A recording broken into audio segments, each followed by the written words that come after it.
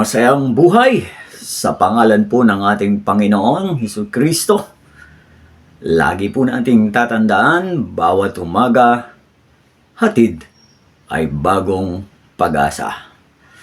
Welcome back to Amazing God YouTube channel. Sa pagkakataon pong ito, salamat po sa ating Panginoon dahil muli niya po tayong binigyan ng pagkakataon na makapagnilay ng mga salita ng ating Panginoon at tuloy-tuloy po yung ating pong pagtalakay, patungkol po sa mahalagang usapin sa salita po ng ating Panginoon patungkol sa ating hong pananampalataya. Ayan.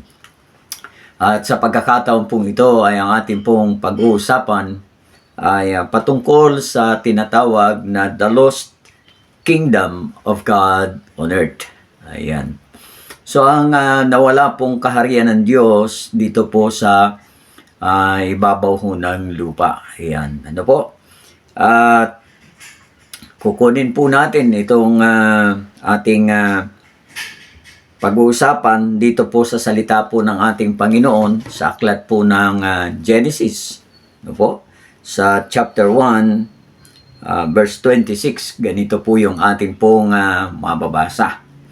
Sabi po dito, at sinabi ng Diyos, lalangin natin ang tao sa ating larawan, ayon sa ating wangis at magkaroon sila ng kapangyarihan sa mga isda sa dagat at sa mga ibon sa himpapawid at sa mga hayop at sa buong lupa at sa bawat umuusad na nagsisiusad sa ibabaw ng lupa. Ayan.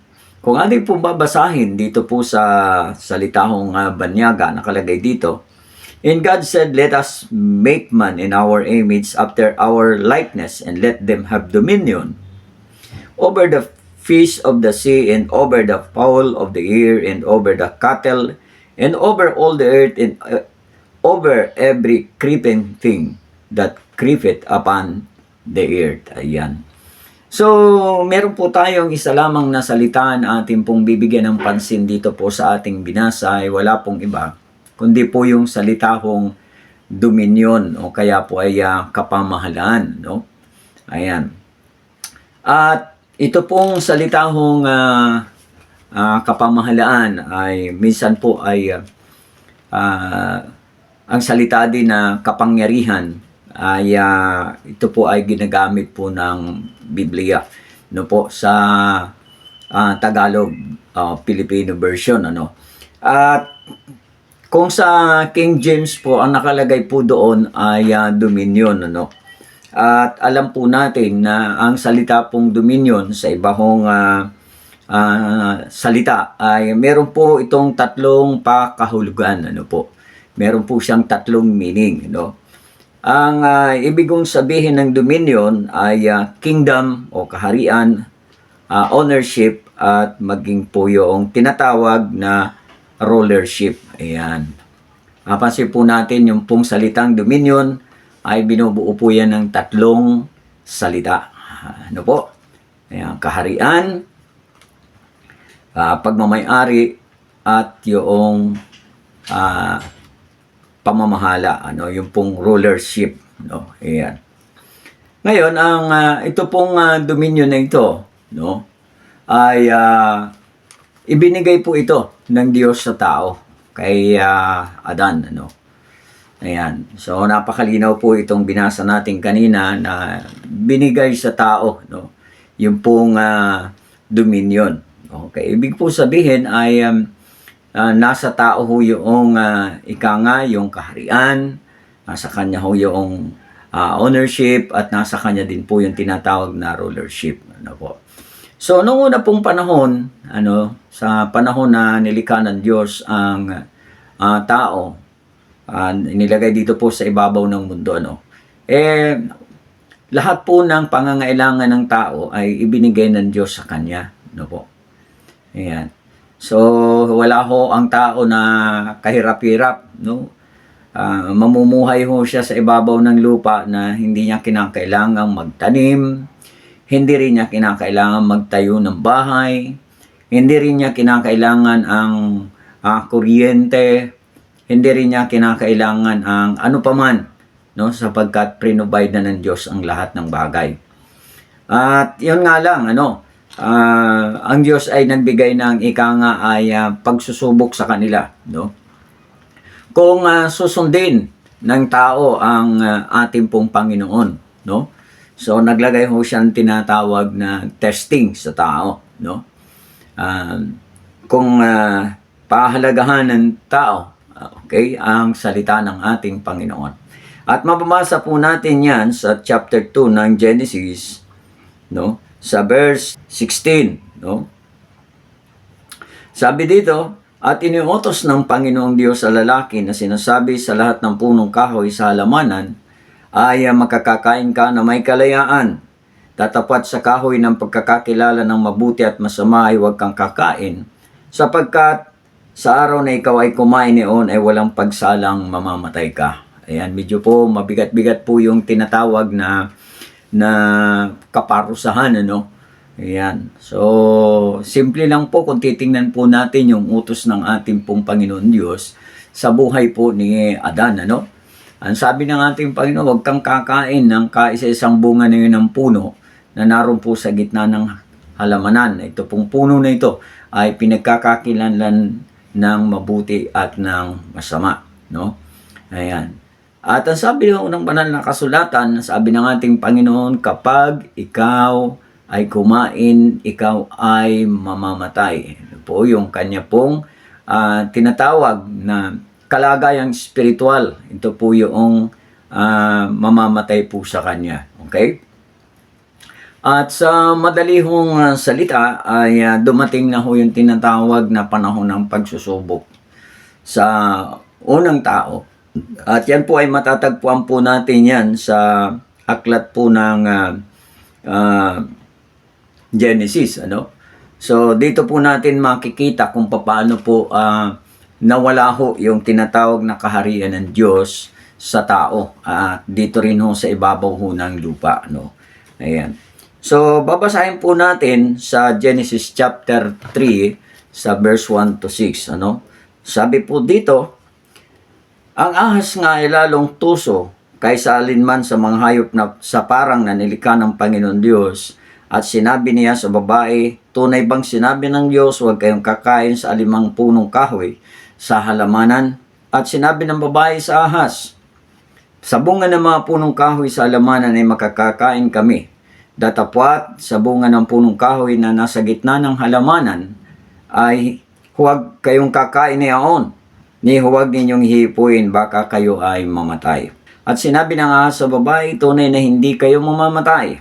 Pagkatalastas ng Diyos na sa araw na kayo kumain niyon ay madidilat nga inyong mga mata at kayo magiging parang Diyos na nakakaalam o nakakakilala ng mabuti at ng masama. At nang makita ng babae na ang bunga ng punong kahoy ay mabuting kanin at nakalulugod sa mga mata at kahoy na mananasa upang magpapantas sa tao, ay pumitas siya at kinain at binigyan din niya ang kanyang asawa kasama niya at ito'y kumain. Ayan, nakita po natin, So, hindi po ika nga ay sinunod ng unang tao, ang utos ng ating Panginoon na huwag kumain, So, ang sinunod po nila ay ito pong manunukso, ito pong diablo, At gamit-gamit nila yung tinatawag nilang kalayaan nila na yung kanilang sariling kalooban, yung gamit-gamit po nila, Ayan. So, ngayon,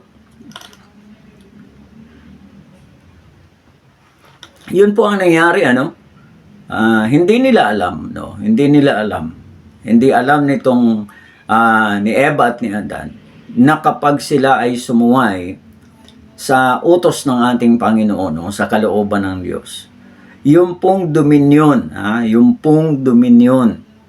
na ibinigay sa kanila ng Diyos, yun po ay mawawala sa kanila. At ang dominion na yun ay mapupunta ho. Kanino? At siyempre, kay Satanas. Okay? Ayan. Ang ngayon po ay pag-uusapan natin, ano kaya yung mga katunayan na nawala sa tao ang kaharian ng Diyos. Okay? Meron po bang mga katunayan sa banal na kasulatan na nawala ho yung tinatawag hong kaharian ng Diyos sa buhay ng tao? Meron po, no? So, ano po itong mga katunayan na ito? Okay? Number 1, ay pinalayas po, no? Pinalayas ng Diyos ang tao sa halamanan. Yung pong lugar na sana wala na pong problema ang tao, no? Hindi siya mangangailangan ng ano po man.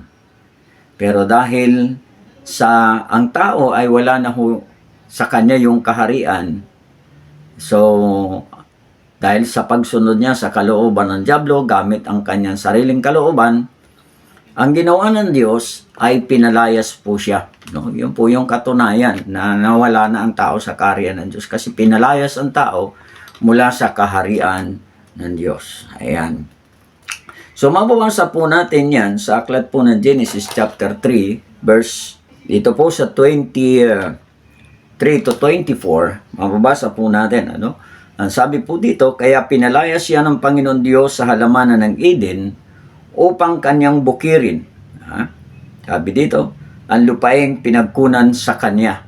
Ano pat itinaboy ang lalaki at inilagay sa silanganan ng halamanan ng Eden ang mga kerubin at ang isang nagnininga sa tabak na umiikot upang ingatan ang daan patungo sa kahoy ng buhay. Ayan. So, ganito po. Ito po yung patunay na ang tao ay nawala na ho yung kaharian ng Diyos sa kanya. So, namatay, okay? So, namatay na ho yung kanyang spiritual na buhay. So, dapat po nating tandaan, ang kaharian ng Diyos o ang ibig sabihin ng dominion, kaharian, kingdom, ownership, and rulership. Ito po yung nawala po sa tao. No? Ayan. Ano pa? Yung mga katunayan na ang tao ay nawala sa kaharian ng Diyos. So, natuto silang magtrabaho, no? Upang kumain. Sa verse 17, sa Genesis chapter 3, verse 17, ang sabi dito, at kay Adam ay sinabi sapagkat iyon dininig ang tinig ng iyong asawa at kumain ka ng bunga ng punong kahoy na aking niutos sa iyo na sinabi, huwag kang kakain niyaon, sumpain ang lupa dahil sa iyo. Kakain ka sa kanya sa pamamagitan ng iyong pagpapagal sa lahat ng mga araw ng iyong buhay. Pansinin po natin. Kaya po ang mga tao ay dati hindi naman po sila nagtatrabaho doon po sa halamanan ng Eden. Subalit, nung mawala po sa kanila ang kaharian ng Diyos, no? Mawala po sa kanila ang kaharian ng Diyos. Ayun, natuto po sila magtrabaho, no? Ayan. Ano pa yung mga katunayan? So, nagkaroon sila ng kamatayan. Yung kamatayan physical. Dapat sana hindi ho sila mamamatay, no? Na physical. Pero dahil sa namatay yung kanilang kalagayang spiritual, namamatay din ho yung kanilang physical na kalagayan. At mababasa po natin yan sa aklat po ng Genesis sa verse 22, no? Sabi po dito sa verse 22, at sinabi ng Panginoon Diyos, narito't ang tao ay naging parang isa sa atin na nakakakilala ng mabuti at ng masama, at baka ngayon iunat ang kanyang kamay at pumitas naman ang bunga ng punong kahoy ng buhay at kumain at mabuhay magpakailanman. Ayan. So, hindi na ho sila binigyan ho ng pagkakataon na kumain ng bunga ng punong kahoy ng buhay. Kasi kapag sila ho ay kumain ng bunga ng punong kahoy ng buhay, hindi na ho sila mamamatay physical.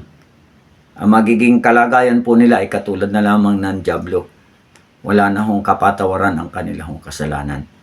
Kaya hindi ho sila pinakain ng Diyos ng bunga na ito, kaya sila pinalayas upang bigyan sila ng pagkakataon na muli na manumbalik sa ating Panginoon. Ma-restore na muli yung tinatawag na kaharian ng Diyos sa kanilang buhay. Okay? So, ayan.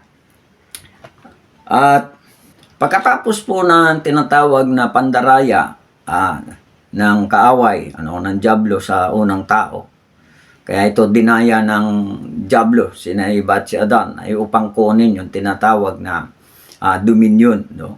Sa halip ng tao ang humawak ng dominion o kaya ng kaharian o kaya ay ng rulership and ownership dito sa ibabaw ng lupa, nawala po ito sa tao. Kaya kung atin pong titingnan, ay napunta kanino yung tinatawag na ito na dominion.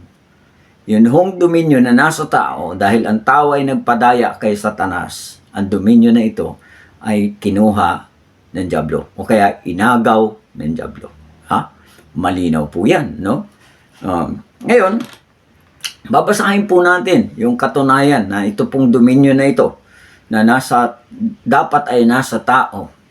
Pero dahil hindi sinunod ng tao ang kalooban ng Diyos, take note dahil sa hindi sinunod ng tao ang kalooban ng Diyos, ang dominion na yon, na nakapaloob dito sa dominion na ito ang kaharian ng Diyos, ang rulership and ownership, nawala po yon, no? So napunta kanino? Ayan, napunta kay Satanas, no? At makikita po natin yan, na-reveal po yan pagdating po sa New Testament time. Sa panahon po ng ating pong Panginoong Jesucristo. Mababasa po natin yan sa Matthew chapter 4, sa verse 8 and 9. Basahin po natin mabuti, no? Sabi dito, muling dinala siya ng dyablo sa isang bundok na lubhang mataas at ipinamala sa kanya lahat ng mga kaharian sa sanlibutan at ang kaluwalhatian nila. Okay? Sa verse 9, at sinabi niya sa kanya, lahat ng mga bagay nito ay ibibigay ko sa iyo kung ikaw ay magpapatira pa at sasambahin mo ako. So, nakanino po? Nakanino po yung tinatawag na kaharian, mga kaharian, yung mga kaharian sa buong sanglibutan. Nakanino po yung tinatawag na kaluwalhatian. Pag sinabi yung kaluwalhatian, andyan po yung ownership and rulership. Yung pag sinabing kaluwalhatian nila. Okay? So, nakay Satanas po. At ito po yung ipinagyayabang, Pinagyayabang ni Satanas sa ating pong Panginoong Hesus. At ang sabi niya, no? Sambahin mo lang ako, magpatira ka pa lang sa akin, no? At ang sabi niya, ibibigay niya itong dominion na ito na pinagyayabang niya, samantalang kung tutusin, ninakaw lang naman niya ito sa pamagitan ng pandaraya kay Eva at kay Adan. Tapos ngayon, gagamitin niya itong kagamitan para ang ating Panginoon ay manikluhod sa kanya para maibalik ito. No way. Hindi po ito ginawa po ng ating Panginoon itong trick na ito. Hindi kumagat ang ating Panginoon sa pandaraya ng dyablo. Hindi niya ho ito ginawa. Okay, kung ating pong titingnan, babasahin po natin yung sagot po ng ating Panginoon. Sabi niya, na magkagoy sinabi sa kanya ni Jesus, dito po ito sa verse 10. Humayo ka, Satanas, sapagkat nasusulat sa Panginoon mong Diyos, sasamba ka at siya lamang iyong paglilingkuran. Tapos ang usapan. Okay? So sa verse 11, na magkagoy iniwan siya ng dyablo at narito nagsidating ang mga anghel at siya'y pinaglingkuran. Pansin po natin. So hindi po nagwagi ang dyablo sa panunukso sa ating Panginoon. Kung paano na ang dyablo ay nagwagi sa unang Adan, yung po yung si Adan, ang sa lumang tipan, ito pong pangalawang Adan sa kanyang panunukso na tinutukoy ng Biblia, the second Adam, hindi po siya nagwagi. Okay? Ayan. So, ganyan po, ipinaliwanag ng salita ng ating Panginoon, kung paano po nawala yun pong ika nga ay kaharian ng ating Panginoon dito sa mundo, nawala ho yung tinatawag na dominion sa buhay ng tao, Yung dominion na pinagkatiwala ng Panginoon sa tao ay nawala,